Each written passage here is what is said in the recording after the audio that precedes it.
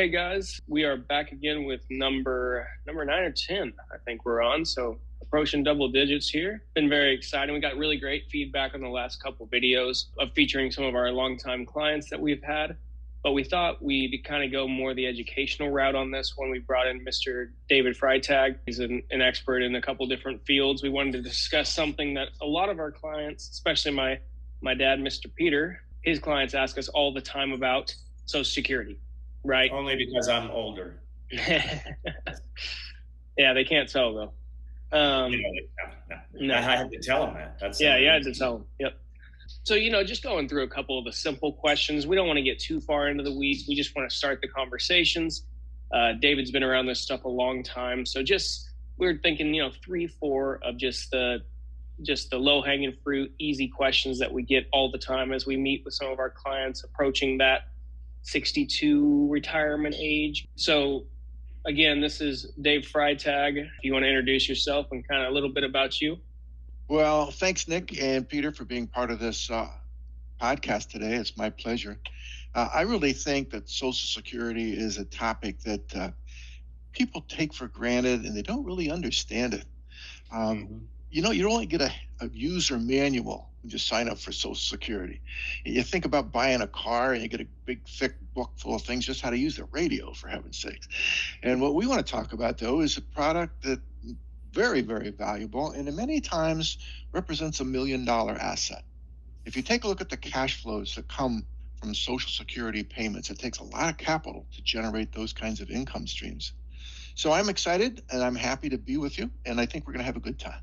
So Nick, what do we want to start with? Yeah, Dad, unless you have something else, I think the easiest one that I hear your clients asking about all the time is it going to be there? What do you think? Right. Yeah. I mean, you mentioned earlier, it's easy topics, but it is complicated and confusing for a lot of people. And that's a great place to start. Is it going to be there? Yeah. Well, and that's probably the elephant in the room question. The interesting thing about Social Security, if you look at it in context, it's the number one piece of the federal budget. It's followed by Medicare, followed by defense. Those are the top three items in the entire federal budget. This is a very, very popular program. There's over 60 million people currently receiving benefits from Social Security in one of three forms. One could be a retirement benefit, one could be a disability income benefit, and another one could be a survivorship benefit. Mm-hmm. That happens under that umbrella. And it's all paid for with FICA taxes. A 6.2% of your income paid into the system, matched by the employer, 6.2% paid into the system. And then there's a 1.35% payment for Medicare, and that is on top of the other base payments. So this is a funded system. So when you think about it, is it going to be there? Well, there's a gigantic amount of money being paid into the system, number one. And it's been paid in excess really since 1983. When they restructured the entire Social Security system in 1983, they knew that they would have to pick up more money than they were going to need immediately because of those pesky baby boomers who someday in the future would be retiring. And there we are. Right? So they said, okay, we'll put that money into a special allocated account. It's called a Social Security Trust Fund. And today, as we speak on this particular talk, that is just a little shy, a little bit underneath $3 trillion. Now, the reality is that we're taking money out of that trust fund right now to pay the promised benefits. And we can continue to take money out of that trust fund until about 2033, 2034, sometimes it's 2035. It's a moving number depending on the demographics each year and interest rates. And that would mean that someone in the federal government would have to say in 2035 that there would have to be, to make the promises come true, an across the board benefit cut of 15, 18, 20%. Again, approximate numbers. And that's a very difficult political thing to do. The folks that receive this benefit all are depending on it to make it part of their financial future. So what's going to happen, I believe, is exactly what's happened in the past. Rather than letting the system sort of crater is that they will appoint a bipartisan commission, and they will look at the different choices that they have. And they can look at the budget side, and they can look at the benefit side. And they can look at the what's called the Social Security wage base. In 2025, that wage base is $176,100. You pay FICA taxes up to that amount. You pay the Medicare taxes on top of that, but you do pay for the Social Security component, that's 6.2% up to the 176,100. That's going to create a tidal wave of cash. We're going to be seeing that cash continuing to come in. So the system won't die in 2035. It's going to be potentially reduced. So there's a lot of confusion about that. There is. Yeah. That's a great way of explaining it. It's because there's always money coming into the system, right? Correct. Yeah. And we anticipate that this bipartisan commission that's going to look at funding is going to say, well, that wage base, we may want to take that and increase that a little bit. That's certainly something. The 6.2%, that could be looked at in a legislative way to see if that's going to work. But another one you could kind of take to the bank, and this is going to affect Nick. You and I are not going to be affected by this. and that's the definition of full retirement, right? Exactly. So you and I, who have a little bit of gray hair, our definition of full retirement is somewhere between 66 and 67. By the time Nick gets to that point in time, it's going to be some other number, I think. But we'll see how Congress deals with this issue. It's an important issue. It affects a lot of people. But when people ask me specifically, is it going to be there? Yes, because it's too big to fail. One entire generation of people would lose between 40 and 50% of their retirement income. And I just think socially that's an unacceptable problem. Yeah, I agree. Yeah. Yep. Okay. Well, when do you think we should take it? Well, that's another great question. Right now, the window opens at age 62 and it closes at age 70.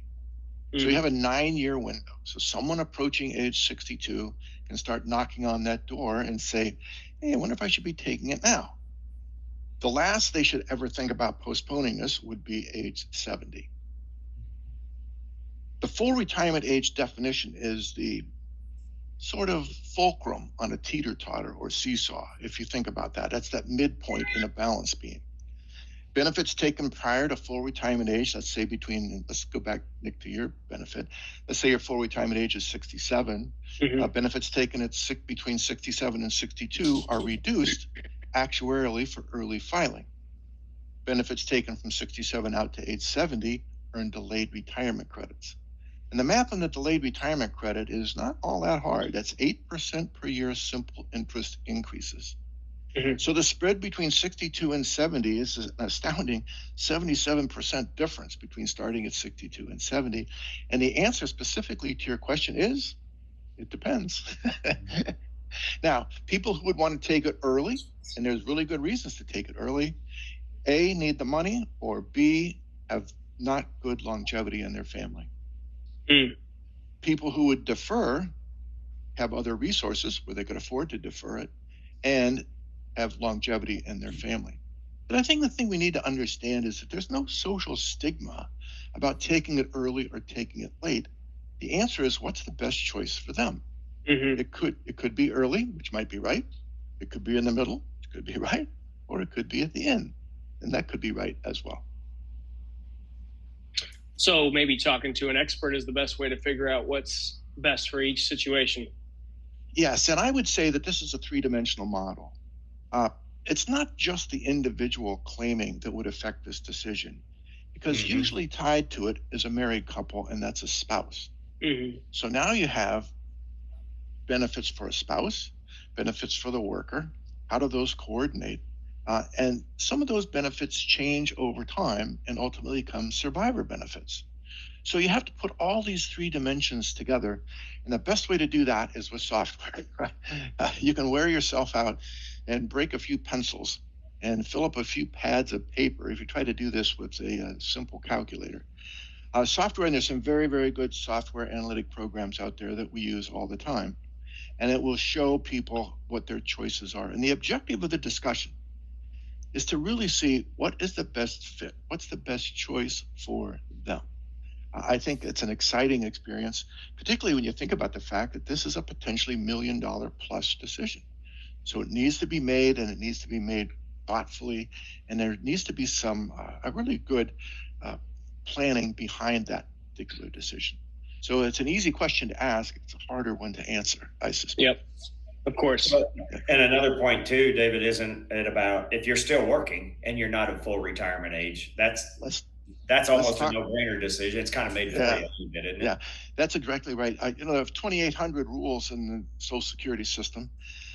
That's the one rule that's probably the easiest to remember and the easiest to apply.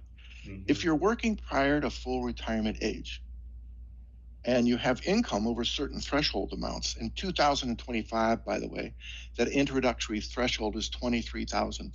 Mm-hmm. If you make more than that, for every $2 you go over that, the Social Security Administration will hold back $1. And you would logically hold up your hand and say, well, what happens to the held back dollar? And it's not lost. That's the good news. The bad news is at full retirement age, they pay it back to you. Now, Peter, wouldn't it be great if you got a nice lump sum check for that held back money? Wouldn't that be a wonderful thing? Well, that's what you were getting to. Yeah, but that's not the way it's going to work. Yeah. What happens is you get an incremental increase to your benefit. It has to do with those dang actuaries, doesn't it? Well, yes, those guys, and there's plenty of them in Glen Burnie, Maryland, where the whole place is based. But they've got this incremental increase that pays over your Social Security projected life expectancy. And if you live to life expectancy, you would in fact recover the held back funds. If you don't, you won't. Pretty much a blanket discussion I use with clients all the time is if you're working, taking Social Security is not probably going to work because this earnings test is going to be a big deal. On the other hand, it can be something that can help people. I've had some clients that have small incomes, maybe $15,000, $20,000 a year, and having that supplemental Social Security coming in could really help their quality of life. Mm-hmm. So, Nick, back to your question, again, everybody's different. There's not one fixed answer to this whole thing. Yeah.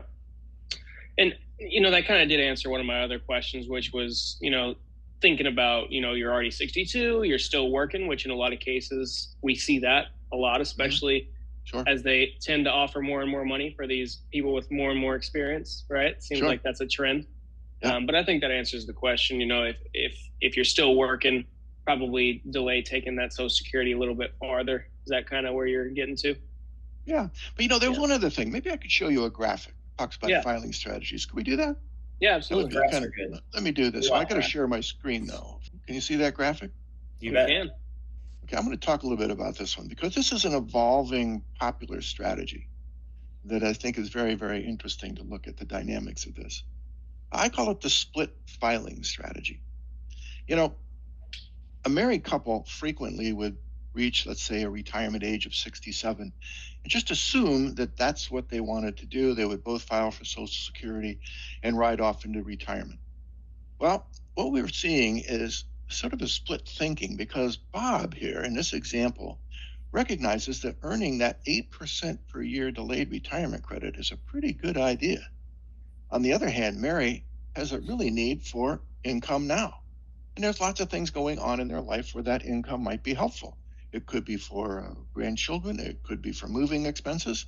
It could be for other things that actively are supporting their lifestyle. So Mary files early, and you can sort of see that benefit here. And then when Bob comes along, he files. And that was a combined payout. They're getting over $6,600 a month in this particular example. And why is that important? Because during their entire married life, you can see together, they've achieved that higher income stream. But then out here they are, everything's fine, 89 years of age. And then one day Bob leaves and Mary's now 90. And the thing to understand about this is that the survivor benefit is going to be equal to the higher of the two checks. One of these checks is going to stop. And Mary, in this particular case, would step into almost $7,000. So when we talk a little bit about what's the best strategy, it's this three-dimensional model. You really have to look at taxes, you have to look at starting, stopping, spousal benefits, and survivor benefits. Yep. And going back to that, so what's the difference? Spousal, survivor? That's amazing. They both start with S, right? And they're frequently confused by workers who go, well, I'm going to get a spousal benefit. Mm-hmm. The maximum spousal benefit, let's say Bob is the worker, let's say Mary is his spouse. Mary has, let's say, a lower income than Bob. The maximum spousal benefit is 50% of Bob's FRA amount. So let's just take that as an example. Let's say Bob's benefit's $3,000, half of that's $1,500. The maximum benefit, spousal benefit, if Mary, his wife, never worked, would be $1,500. But if Mary works, let's say her benefit's $1,000. Then at her full retirement age, if that's when she elected to do this, she could qualify for a $500 spousal benefit from Bob's record on top of the $1,000 that she would receive on her own record. Mm-hmm. So spousal benefits are good. They're wonderful. On the other hand, there's the tragedy in people's lives. Somebody's going to leave. In this case, if Bob were to leave, then the survivor benefit, as you could see in that graph, that becomes 100% after full retirement age. She would step up into that full benefit. And people are confused by that because they just... And when you say leave, do you mean... Die. Forever. Die? Oh, leave forever. Forever leave. We never have to worry about that, though. They're not with us anymore. So, when someone dies, that then triggers the survivor benefit. And the rules for the survivor benefit are not the same as the rules for the spousal benefit. That's why there's so much confusion about that. And, losing some percentage of that monthly income, especially in retirement, is a huge detriment, right? So that goes back to what do you think is a good solution for that? Well, there's lots of different solutions, but the first solution is recognizing it and knowing that it's coming. And if it is in fact coming and the problem's going to be there, then there's lots of planning alternatives that can be used to fix it. Life insurance is a perfect solution for that. Some kind of deferred annuity contract might be. It might be as simple as savings accounts or investment vehicles where money's put away, or some sort of recognition that you're going to have to adjust your lifestyle when somebody leaves. But again, everybody's different, and you can't really say there's a model exactly for everybody. It's all going to be different. But I would call it a basket, Nick, of solutions. And it's probably a mix of those basket of solutions that really makes this whole thing work. And that's one thing that, it doesn't bother me, but, those a lot of financial guys on the internet, and they have this one size fits all solution to everything. It's something we got to go back to is, hey, there's a lot of solutions, there's a lot of situations, and we really got to find the right one for you, right? There's no one size fits all, especially for this stuff. I call it a custom-made suit, hand-tailored dress, exactly for the client. And it's the family you have to look at, because if you just look at the individual, that's a pretty simple calculation to make. But when you add two people with survivor, spousal benefits, retirement, delayed retirement credits, discounts for early filing, all that stuff is confusing. And that's why you have to kind of walk through some modeling programs to see what the choices look like. Absolutely. David, real quickly, if you don't mind, Nick, I want to throw one more in there that just popped into my head that we've had unfortunately to deal with lately, and that is the children's benefit for a deceased parent. Can you just spend 30 seconds on that? Well, remember we said there was three components of the Social Security system covered by those FICA taxes. One is a retirement benefit, one is a disability income benefit, and the other one is a survivor benefit. It's a form of life insurance. And a good example, let's say a young tragedy happens to a young family and one of the parents were to die. The surviving children can qualify for 70% of the benefit from the parent who died, or 75% from the parent who died, up until they graduate from high school, 18 years of age or older. The older of the two graduate from high school or 18. And that can be a substantial income support piece for families. It can keep them together. So when I visit with lots of clients and they're younger, late 30s, early 40s, and they look at that FICA tax that's being paid, don't recognize that that's a form of life insurance that could be very important to their children. And then there's a little blackout period between. Could be a big one. Yeah, it is. Between the time that kid hits 18 or kids and the surviving spouse is 60 years old. So let's suppose we have three. So there's a child, dependent spouse, and a worker, right? Keep it simple. Bob's the worker, Mary's the spouse, and maybe Alex is the son.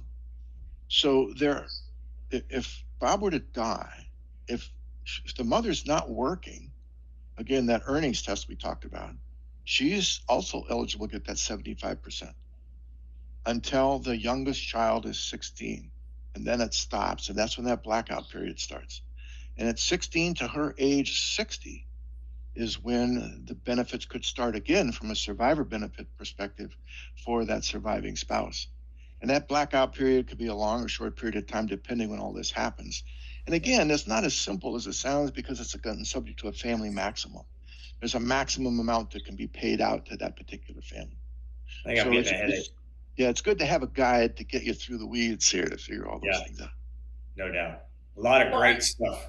Yeah, and I don't want to, go too far into the weeds with anything, right? I just kind of wanted to start the conversation, open it up enough for everybody to, as they think about this stuff, say, hey, it's time to have the real in-depth conversation, because every subject we talked about could be an hour, right? At least. Absolutely. So I think that's a good place to stop. Is there anything else you think we should hit on while we're here?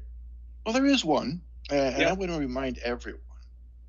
With the advent of the internet and now the upgraded website on ssa.gov, everyone who listens to this tape and people that they know who don't listen to it but hear about it should go to ssa.gov and establish a My account.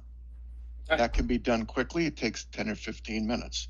What's the value of that? The value of that is you can then click and get the full report downloaded right to your computer that will tell you your projected benefit amounts. And those are important numbers from a planning perspective because you really need to know what these target income streams are going to look like. It will also show you, Peter, the survivor benefits if you had dependent children, what they would be like. They would show you the disability benefits, what those would be like. Mm-hmm. But I would recommend that everybody turn that page over and take a look at the earnings history contributions. Remember, your Social Security payment is the highest, not consecutive, 35 years of your working life. Mm-hmm. And if there's a mistake in what they're showing you've paid in to what they've actually received, that error is not in your favor. That error is in the government's favor. And you have 3 years, 3 months, and 15 days to fix it. If you don't fix it within that window, the government's going to win. So I would say, as a reminder, everybody open a My account, check your full statement, look at your benefits to get an idea what they're going to look like. And most important, flip that record over, check your earnings history, make sure your income is being credited correctly to your account. Awesome. Great advice. And by the way, Nick, you've aged out of anything coming from my side of the Social Security Administration. That's right. No ideas. Bummer. Too bad. Well, I guess that's a good place to close it up, guys. I really appreciate your time, Mr. Freitag. Sure. I think this was a great subject. I think a lot of people are going to benefit from this. It's not the most exciting stuff in the world to talk about, but it's definitely extremely, extremely valuable. So we really appreciate you taking some time, sir. Let's do it again sometime. Yeah, I'd love to. With that, I think we're good to go, guys. Thank you again for watching. Thank you for tuning in. Keep asking questions. Keep giving us feedback because we love to hear it. And we'll talk to you again soon. We'll post another video soon. Thank you, guys.